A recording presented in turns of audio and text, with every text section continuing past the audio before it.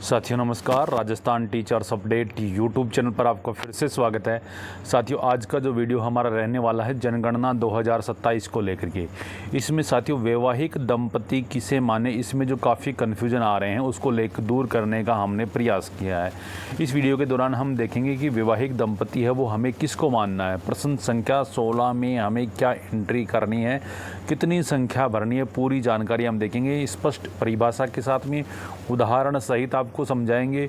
स्थायी अस्थायी अलगाव स्थिति जो भी होगी गलतियों से बचे, आपको इसको ध्यान से करना। और आप हमारे चैनल पर नए हैं तो सबसे पहले चैनल को सब्सक्राइब करिए, बेल आइकन दबाएं ताकि आने वाले वीडियो लेटेस्ट अपडेट सबसे पहले पहुंचे आप तक। तो साथियों यहाँ पर क्वेश्चन नंबर जो 16 आएगा उसमें आएगा इस परिवार में रहने वाले वैवाहिक दंपति या दंपतियों की संख्या।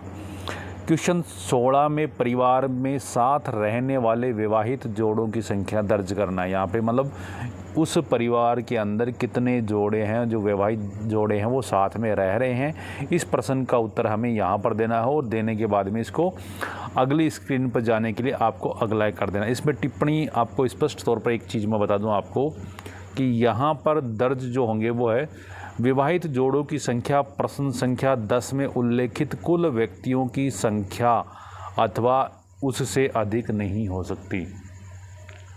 मान लीजिए क्वेश्चन संख्या 10 के अंदर परिवार में रहने वाले कुल व्यक्तियों की संख्या वहाँ पर आपने 3 दर्ज कर दी और यहाँ पर आप वैवाहिक दंपतियों की संख्या 2 दर्ज कर रहे हो, तो ये यहाँ पर नहीं लेगा। कारण क्योंकि कुल व्यक्ति 3 रह रहे हैं, दंपतियाँ 2 रह रही हैं, इसका मतलब 4 लोग रह रहे हैं दंपति के अंदर, तो ये अमान्य करेगा। अगर वहाँ पर आपने क्वेश्चन संख्या 10 में 1 एंट्री कर दी, परिवार में रहने वाले व्यक्तियों की संख्या 1, और यहाँ पर आप दंपति दिखा रहे हो 1, तो भी वो नहीं लेगा। तो इस प्रकार से आपको ध्यान से रखना है क्योंकि इस क्वेश्चन का जो संबंध है वो क्वेश्चन नंबर 10 से भी है, तो ये आपको ध्यान से रखना है।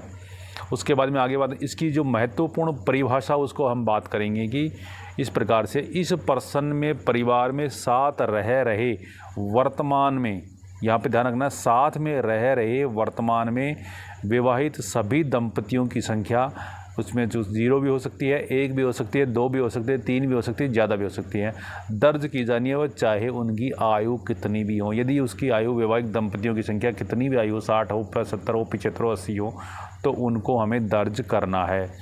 इसमें अगर एक दंपति आम तौर पर शादी के बाद में, दंपति कब अस्तित्व में आती है, शादी के बाद में अस्तित्व में आती है, लेकिन आजकल जैसे कि लिव इन का रिलेशनशिप का जो ट्रेंड है वो बढ़ता जा रहा है। इसको ध्यान में रखते हुए यहाँ पे जो कॉलम दिया गया है वो हालांकि उत्तरदाता जो उत्तर देने वाला है वो लिव इन रिलेशनशिप को स्थायी वास्तविक जोड़े के रूप में बताता है, तो इसे विवाहित जोड़े के रूप में माना जाएगा। अगर कोई उत्तर देने वाला व्यक्ति है वो इसको लिव इन को विवाहित जोड़े के रूप में बताता है कि ये भाई 2 विवाहित दंपति हैं, तो आपको उनको दर्ज करना है। यहाँ पे आपको वो विवाहिक का सर्टिफिकेट है वहाँ पर नहीं मांगना है। अगर वो बताते हैं कि लिव इन के अंदर ही विवाहित जोड़ा है तो आपको उसको उत्तर मान लेना है। यहाँ पे दूसरी चीज़ एक मैं क्लियर और करना चाहता हूँ कि थोड़ा सा टिपिकल चीज़ है वो, अगर कोई पति पत्नी दोनों साथ में रह रहे हैं लेकिन पति है वो उसमें साथ में वो एक लिव इन के अंदर है, एक लेडीज़ है उसको लिव इन के अंदर घर में वो रख रहा है, तो उस कंडीशन में घर के अंदर विवाहित दंपतियों की संख्या कितनी होगी, 2। कितनी होगी, 2। वहाँ पर विवाहित दंपतियों की संख्या कितनी होगी, 2। तो वो आपको यहाँ पर थोड़ा सा ध्यान देना होगा, इसको टेक्निकल बिंदु है।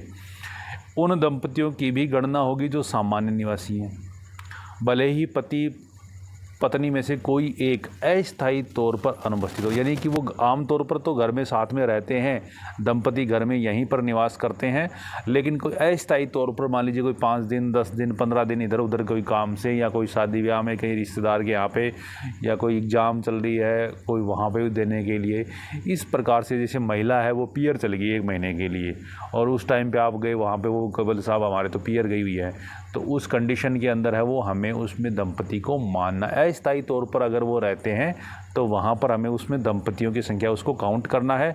लेकिन यदि व्यक्ति अकेला ही रह रहा है और परिवार में वैवाहिक दंपति नहीं है तो इस कॉलम में आपको 0 दर्ज करना है। ऐसे शर्म शंका नहीं करना है कि हमें जैसे कि हमें 0 इसमें लिखना ही नहीं है, ऐसी कोई बात नहीं है। अगर वहाँ पर कोई व्यक्ति अकेला रह रहा है और परिवार में कोई वैवाहिक दंपति नहीं है तो वहाँ पर आप 0 भी दर्ज कर सकते हो। अब इसको एग्जाम्पल में के तौर पर हम बात करेंगे। महत्वपूर्ण दिशा निर्देश हैं इसमें। वर्तमान में साथ में रह रहे सभी व्यक्तियों की गणना करें और आयु की कोई सीमा नहीं है, उतनी साथ में रह रहे उतनी दंपति इसमें लिखना है। लिव इन रिलेशनशिप को स्थायी वास्तविक जोड़े के रूप में बताया गया है तो उसे विवाहित दंपति माना जाएगा। पति पत्नी में से कोई अस्थायी रूप से अनुपस्थित है फिर भी वह परिवार का सामान्य निवासी है तो दंपति के रूप में उसकी गणना की जाएगी, यानी वह अस्थायी तौर पर बाहर गया तो उसकी गणना दंपति के तौर पर की जाएगी।